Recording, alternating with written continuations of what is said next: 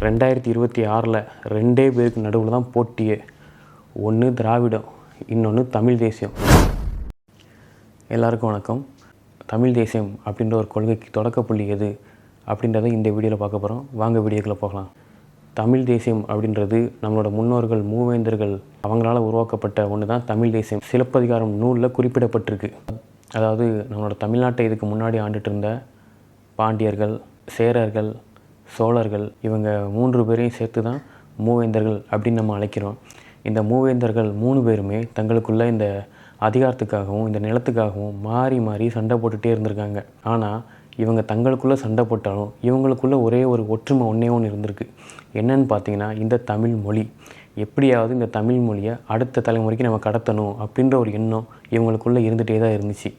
So அப்படி இருக்கும்போது பிற மொழி ஆட்கள் நம்ம மீது படையெடுத்து வரும்போது அதை எதிர்த்து நம்மளோட மூவேந்தர்கள் 3 பேருமே ஒன்றா இணைஞ்சி இது தமிழ் நிலம், இந்த நிலத்தை வேறு யாரையும் ஆள விடக்கூடாது அப்படின்றக்காக 3 பேரும் ஒன்றா இணைஞ்சி போரிட்டு பல போரில் வெற்றி அடைஞ்சிருக்காங்க.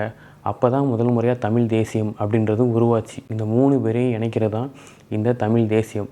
அது எதுக்காகன்னா, அவங்களுக்குள்ள அந்த அதிகாரத்துக்காகவும் அரசியலுக்காகவும் சண்டை போட்டுட்டு இருந்தவங்க இந்த தமிழுக்காகவும் தமிழ் மொழிக்காகவும் முதல் முறையாக ஒன்றிணைஞ்ச ஒரு தருணம் தான் இந்த தமிழ் தேசியம். இப்போ இருக்க காலகட்டங்களில் நம்மளோட தமிழ்நாடை நம்ம என்ன பண்ணிகிட்ருக்கோம், திராவிடர்கள் அப்படின்னு சொல்லக்கூடியவங்ககிட்ட நம்மளோட தமிழ்நாட்டை ஒப்படைச்சிட்ருக்கோம். அதாவது 2026 ரெண்டே பேருக்கு நடுவில் தான் போட்டியே. ஒன்று திராவிடம், இன்னொன்று தமிழ் தேசியம். இவங்க 2 பேருக்கு நடுவில் மட்டும்தான் போட்டியே. இந்த மாதிரி தமிழை பற்றியும் தமிழ் தேசியத்தை பற்றியும் மறைக்கப்பட்ட வரலாறை பற்றியும் தெரிஞ்சுக்கணுன்னா என்னோடய சேனலை ஃபாலோ பண்ணுங்கள். நன்றி, வணக்கம். தமிழ் தாய் வாழ்க,